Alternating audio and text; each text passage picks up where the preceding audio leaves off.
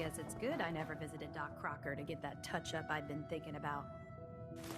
You got a thing for antiques, huh?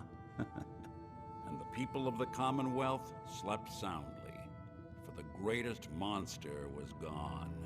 It took a lot of guts to do what you did. I know it couldn't have been easy. It had to be done. You'll get no argument from me. It's hard to even wrap your head around. A world without the Institute, lurking in the shadows. But that's the life the people of the Commonwealth will get to lead now. All thanks to you.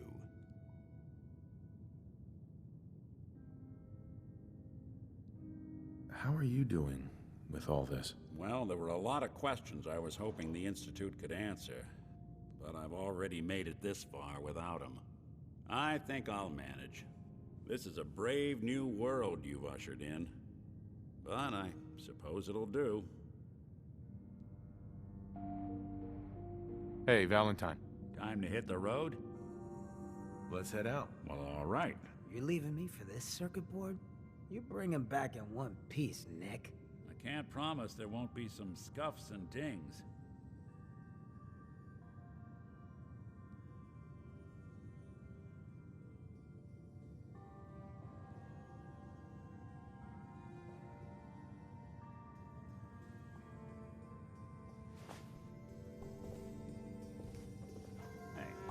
Let me ask you something.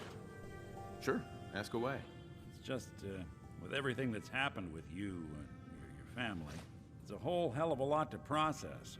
I wanted to make sure you're holding up all right. Yeah, I'm all right. Huh. You're a tougher nut than I thought. Tougher than I was. Took me a long damn time to get a feel for this place. Thank goodness I found Diamond City. It's got its flaws, sure, but it beats the hell out of anywhere else in the Commonwealth. Of course, when I took up there back when, people were just as scared of the Institute as they are now. Maybe more. The massacre of the CPG was still pretty fresh in people's minds at that point, and folks were still losing sleep over the broken mask. Plenty of people assumed I was just a saboteur, moving in to melt down the reactor or poison the drinking water. But at the time, they couldn't exactly turn me away. Why'd they let you in? Because I'd rescued the mayor's daughter. Gal of about 15. Pride and joy of the mayor back then. Man by the name of Henry Roberts. The young Miss Roberts decided she'd run off with some caravan hand she'd, known for an evening. Turns out the guy was part of a gang of kidnappers.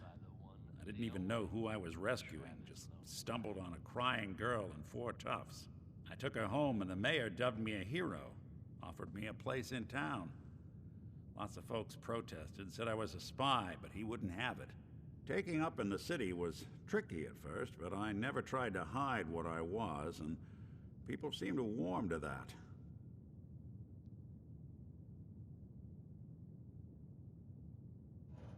Was it hard settling in? Well, they sure didn't make it easy. I started off doing the jobs no one else wanted.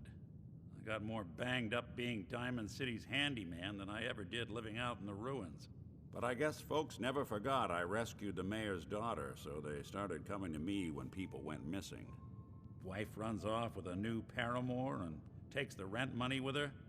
Talk to the synth.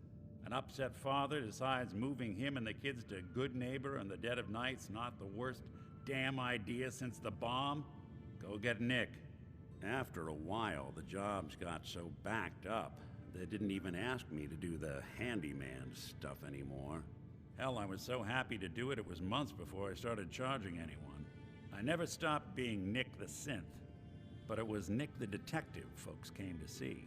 It was about then that things finally started feeling normal. It took me a long time to realize that home is where you make it.